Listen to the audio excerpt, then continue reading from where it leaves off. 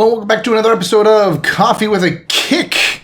We are here with the results of our most recent match day, Matchday 32. And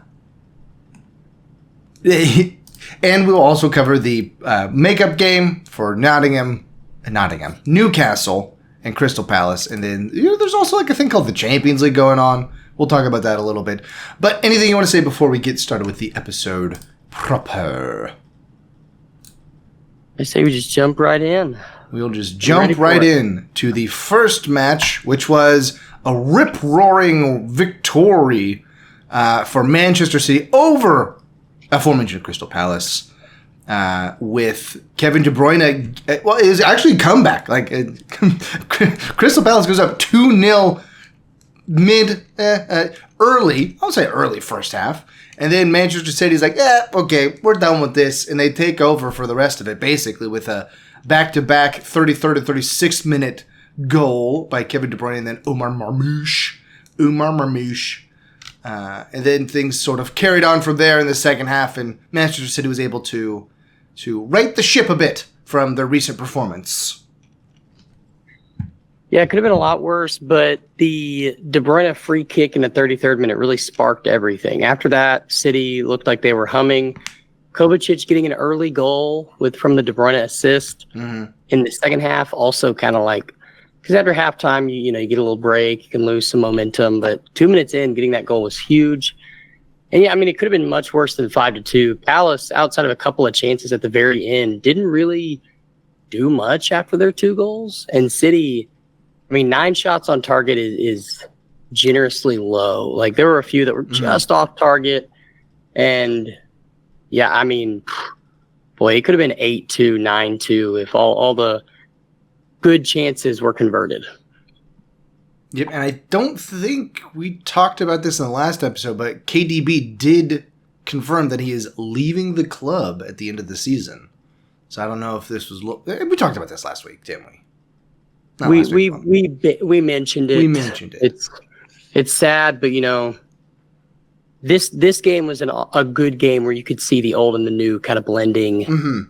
Seeing, okay, there's a little bit of a future here, but he's a player you can't ever replace. You just got to pivot. So we'll see where we can pivot to. Well, getting Rodri back next season will certainly help. Certainly. And then we'll move on from there to Leicester City getting a point. Surprisingly enough.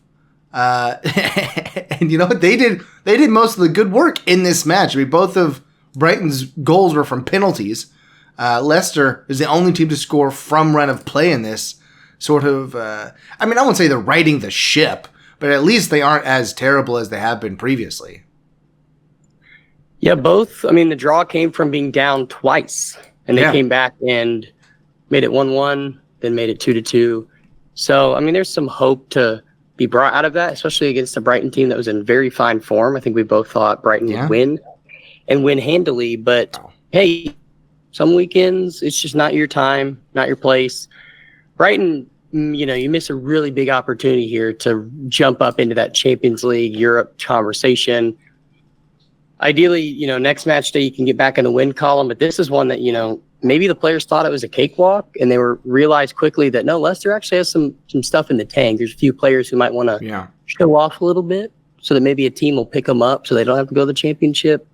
I don't know, but you're right. Leicester definitely was the better team in open play during this game. We should have known better than to trust Brighton at home.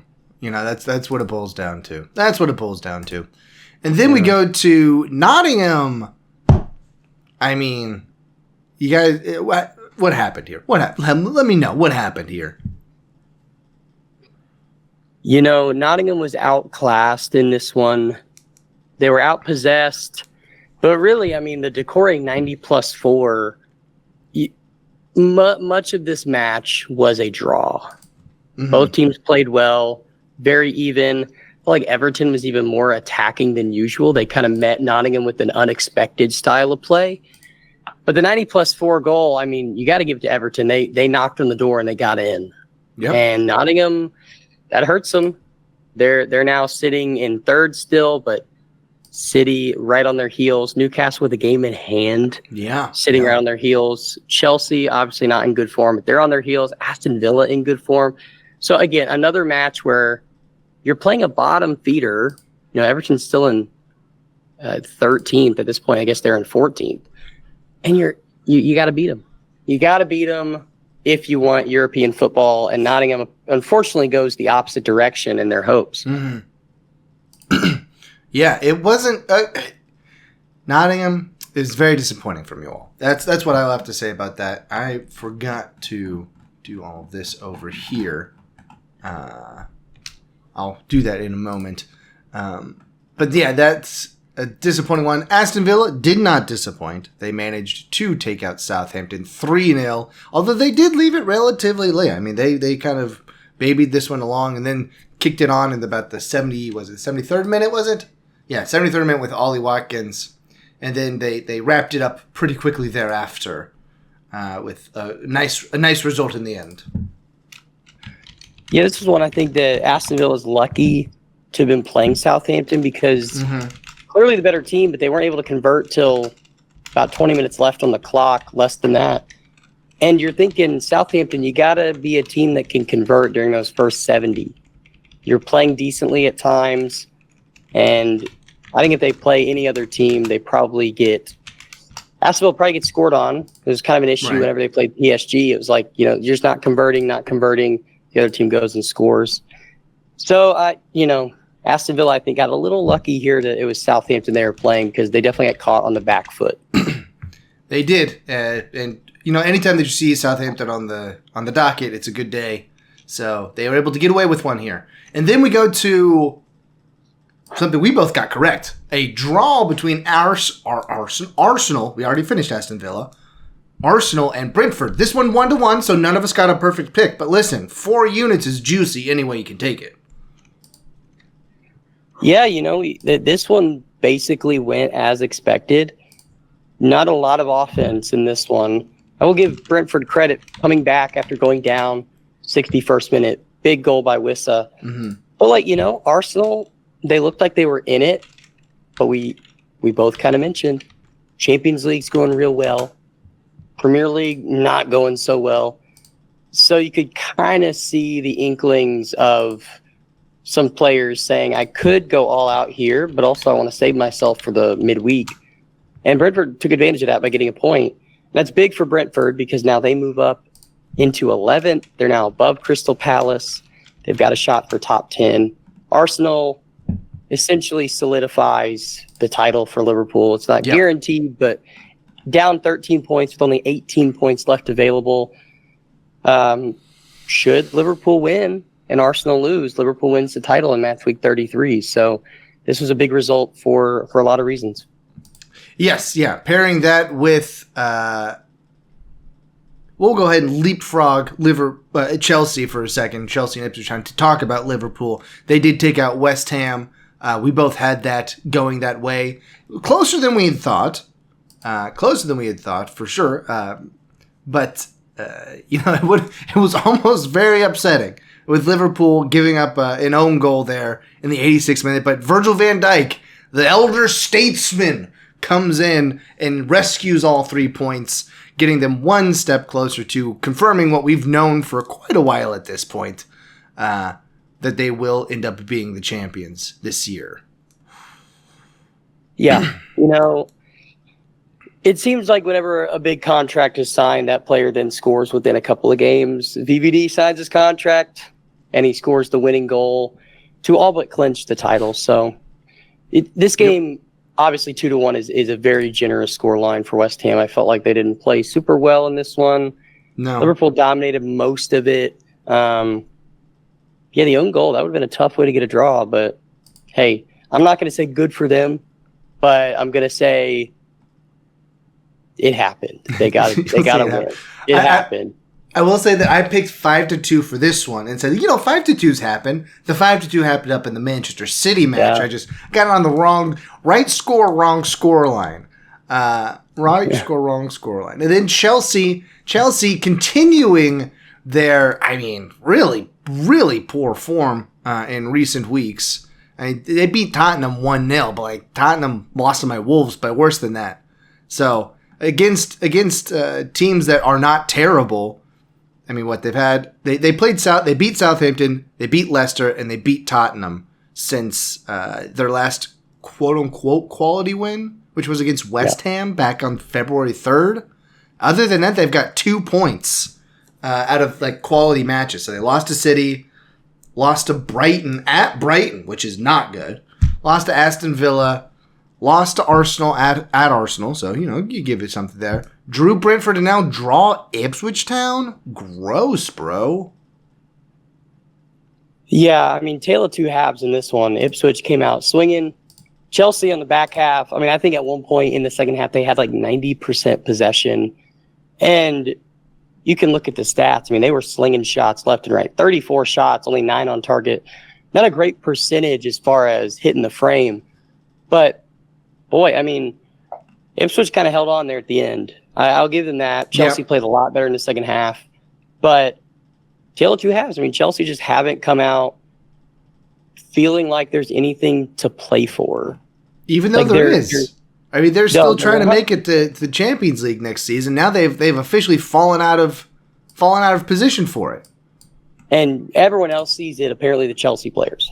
Because, I mean, with their form, last 4 matches, you're only picking up, you got a loss, a win, a draw, and a draw. And the last 2 versus Brentford and Ipswich, I mean, those are must wins. Yeah. You draw Ipswich at home? Yeah. No. Not a good look. Not a good look. But hey, one team is looking real good. Yeah, and that would be my Wolves. 4-2 victory over Tottenham. Should have trusted them, but none of us saw. I mean, technically we only scored 3 goals. We only scored 3 goals. Just one of them was an own goal. But hey, listen, rip roaring good time now in good old Wolverhampton. Hey, I predicted the 2-1 win. Mm-hmm. Hey, I know you predicted the win, just not 4 goals though. Yeah. This one, I'm not going to say Wolves has probably been the best. Wolves in Nottingham so far over the last 2 months have gone my predictive way. Wolves, I said it for a while, even in December, I was saying, let them get hot. They're the team that when they get synced up and they start playing well, they're going to start mowing down some teams. We're looking at, I sent you a text that we're looking at what was it, 19 points out of 27 since Cunha signed a contract. That's a big deal. And 13 of the last 15 points. I mean, that streak alone has propelled them above Leicester, above Ipswich. I think when they started the run, they were technically 17th, but they were tied with Ipswich. So you're looking at a team that I told you, they're better than where they were. They just had a bad form, poor string of, really 20 games. I'm not going to say it was like a poor string of 1 or 2. It was like the first 20 were tough. Yeah. But these last 12, especially the last 9, they've shown some resolve that, 4-2 against Tottenham at home, basically sealing. They're over West Ham now. And they've got a chance. I think they play Man U next. They beat Man U. They got a chance to be above Man U and Everton should the goal difference start to shift. They could finish 13th. Realistically, on the same form, they could finish even higher than that. Yeah, and Crystal's not that far up there. Considering they've scored 12 points in the last 4 matches, they've got enough to score 12 more. Now, I think Crystal will still be able to outpace them. But yeah, Everton's only got three points on them, and that goal difference is getting better all the time. Wolves have Man U beatable.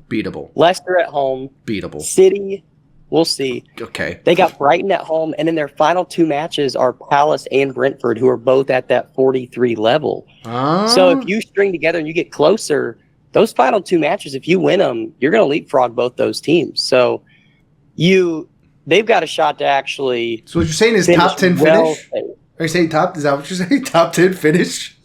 No. They'd have to win out to get top 10, but and Brighton would have to lose out, basically. Yeah, for sure. You're looking at top 12 maybe if you keep this streak up. And if Man U and Tottenham continue on their opposite of winsome, winsomeless ways. There we go. I'm sure that's a word. Yeah, and then speaking of that Manchester United team, they got a good old shellacking by Newcastle, 4-1 for Newcastle over Manchester United.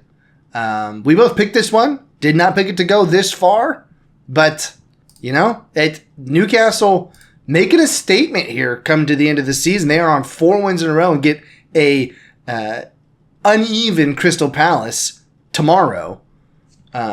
Today, not to tilt my hand at all, but today, which I do think that they will win. I'll just go ahead and claim that one. Newcastle, I think, will beat Crystal Palace. I believe it is at Newcastle. It's at St. James's Park. So I think they'll take that one 3-1. And leapfrog Nottingham Forest. Put second place in the crosshairs. Yeah, this one again, another tale of two halves. Couple like a singular goalkeeper howler. Man, you seem to be just really good at that. Doesn't matter who the manager is. The last 3 managers, they always have a keeper who just lets it in when he shouldn't be. But yeah, I mean, Newcastle, pretty similar to what they've done in games they've won in the past. Start out slow and, just grind it out. They've had a few where they've gone up 3 or 4-0 where it's like, all right, this one's done. But in these bigger matches versus, tougher opponents, they've really weathered the first half and then made adjustments and dominated second halves. Mm-hmm. And you saw that here. Harvey Barnes, he's one of those players that doesn't show up in the big games, but he'll get a couple of goals versus a low-league team like Man U. So you just love saying that, don't you? Well, I mean, when you're sitting 14th, you're pretty lowly. There's no good argument for you at that point. Yeah, there's no good argument. But, I mean, Newcastle deserved it. You mentioned your City score. Liverpool, I thought, was going to win 4-1, and I thought this one would be 2-1. Should have known to have flip-flopped those, but, to each his own. I mean, but the last match, also kind of shocking as far as Bournemouth Fulham goes. And, for me, shocking in the fact that the only goal was scored in the first minute. Yeah. And nothing else happened. I mean, as far as going according to script, that I did have Fulham locking down Bournemouth. I just didn't have Bournemouth locking down Fulham. Yeah. It was a strange match. Again, it was like both teams kind of in volatile form. Fulham, I felt like, was the better team. But Bournemouth, they kind of got that first goal, and they were like, hey, we're winning, guys. Guys, that's enough. You can win 1-0. You know that, right? We haven't won in a while. So let's just, not let them score. And that's what they did for 89 minutes. Turns out, and good on them, though. That's an important win for them for their top 10 hopes. Yep. Really, unless a streak happens, you're kind of looking at Bournemouth through Brighton, kind of just duking it out for 8 through 10. Maybe you have, we kind of mentioned a Wolves, Everton, Palace, Brentford streak coming, but really it's those 3 that are kind of duking it out for those 8 to 10 spots. But man, this was, Fulham needed it. They should have had it, but we do have to pick Fulham to win the next match, right? I mean, they've gone win-loss, win-loss, win-loss for the past 7 weeks. 8 weeks. For the last 8 weeks, they've gone win-loss, win-loss, win-loss, win-loss. Due for a win, technically. So I think we definitely need to pick them. It's over Chelsea, so, not unheard of. It's at home, doable. So Craven Cottage coming through. Just calling my shot there. What did you have for Newcastle and Crystal Palace? I think we've got a 2-1 Newcastle win. I think Crystal Palace will tone it down a little bit from the City thrashing. But I do think Newcastle's in better form. They're the better team. Mm-hmm. And as long as they show up, they'll win this one. But you never know. I mean, Newcastle, I feel like, is better than their position. I feel like they've been in good enough form that they should be above Nottingham, challenging Arsenal. But kind of like City, they've just had 3 to 4 matches every so often where it's like, not sure what's going on here. You should be beating this team, but you're not. Yeah. But I think they're done with that. End of the season is near. Crystal Palace defeated again 2-1. Shockingly the fewest draws outside of Tottenham, tied with my Wolves. Oh, and Southampton. but they only have 5 draws this whole season. They have not drawn. Here's something. They have not drawn a match since December 4th against Liverpool. It has been either wins or losses since then. Mostly wins. Yeah, boy, they were low down. That's a good turnaround for them. They were in 12th at the end on December 14th, and since then have now rocketed up to probably, I'm going to say, 3rd here. Well, we both agree they're going to be in 3rd by the time the weekend comes around. And Arsenal better keep it up, or else they might slip down to 3rd themselves. Okay, yeah. And then, anything else before we move to Champions League right quick? Yeah, I think you're right. That's kind of a Newcastle's downfall, as well as City's downfall. Like, literally the only difference between the 3 through 6 teams and Arsenal is the amount of draws. Yeah. Like, if you switch some of those losses to draws, it's a lot closer of a race here. But I mean, Southampton 4 draws. I mean, they're lucky to have 4 draws. To be frank, they are living in the draw land. They love it. But no, I think the curtain may be up for one of our Premier League teams in the Champions League. We'll see. Yeah, probably so. Yeah, that speaking of would be Aston Villa. They lost 3-1 at Parc des Princes, so they have to then go in Villa Park in Birmingham have to at least get a 3-1 victory. Well, no. Away goals doesn't matter anymore. So they just have to get a 2-goal victory in order to push to extra time. I don't think they do it. PSG is sort of humming at the moment. And I think I'll give them a 1-1 draw, but I don't think they even pull out a victory. 2-2 draw. 2-2 draw. Yeah, I had a 1-1. Glad you changed yours. I think it'll be... And I think 2-2 could also happen. I think PSG will be a bit more conservative. Yeah. It being at Aston Villa, I think they do have the home field advantage. But, yeah, going down 3-1 already, it's going to be tough. And I think PSG will play a bit more conservative, knowing that Aston Villa is best when they're defensive, not when they're offensive. So if PSG can kind of stifle some of those quick counterattacks, I think this one will end 1-1. I think Aston Villa then gets punted back home to England. Or I guess they stay home and they don't get to. Don't have to go far. Then I know that we talk up the yellow wall all the time. Don't think that BVB Stadion Dortmund is gonna be able to fix a 4-0 goal differential for Dortmund and Barcelona. I think they do win. I think it goes 2-1 for Dortmund over Barcelona, which is optimistic to be just being honest here. It's probably an optimistic pick, but I don't think that Barcelona's pretty much got it wrapped up as well with their first match performance. Yeah, I've got it 3-2, Dortmund winning. Similar. I think Dortmund's going to come out, feel the home crowd, maybe go up 2-0. And I think second half, Barcelona's going to kind of weather the storm. I think they've just got better players. And I think that they lose this match, but win the aggregate 6-3. So 3-2 in this match. Yeah. And then we'll hit the last one that is really not much of a contest, which is Real Madrid. This one is not as insurmountable because Real Madrid does get to go to the Bernabeu and get Arsenal. Now Arsenal is basically just playing for this at this point in the season, so it'll be interesting. Do you think that Arsenal can coast on their 3-0 victory at home into the semis? We know who the team in the Champions League is. Mm-hmm. City knows who they are. We felt the sting of a Real Madrid comeback before. I think it goes 3-1 Real Madrid. I think Arsenal get a goal early, go up 4-0 in aggregate. And I think Real Madrid makes it really interesting in the second half, gets it up to 3 goals. But I think they stop there. I think this one ends 3-1, aggregate 4-3. I think it'll be nervy. Real Madrid's not going to go down without a fight. No. So I'm gonna go 3-1. Well, I say that, but I'm going with a very counterintuitive double bagel. It's a terrible pick. I acknowledge that.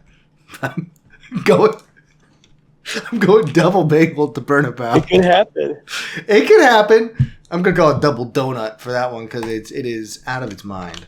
And then to the last match, the one that's actually a contest. It is a 2-1 victory for Bayern for Inter in the first match, away from home. Now Bayern gets to go to San Siro to try to counteract that. I think they get it done. I think it's going to be a 3-1. I think this one's going to be a 3-1 going their way. I mean, that'd be probably more goals than Inter's allowed in, maybe half as many goals as they've allowed in the whole tournament. They've been rather good, to put it bluntly, this season on the defensive side of the ball. Yeah, I've got it 1-1. I think their defense is going to come through. I think they're going to win on aggregate 3-2, win this one 1-1, and move on. All right, and that is the tail of the tape for the Champions League in the midweek. We will be back later this week with our predictions for Matchday 33. Which what we got up on Matchday 33? Anything good? Let's see. Villa Newcastle, I guess. That's a rough slate. Fulham Chelsea. Brighton. We'll see. We'll see. All right. Anything you want to say before we get out of here? Nah, I'm liking it. All right. Well, then, until we see you again, why don't you go ahead and grab some coffee, watch some soccer. Oh, better grab my own coffee. Watch some soccer, and we'll see you on the other side. We'll fire.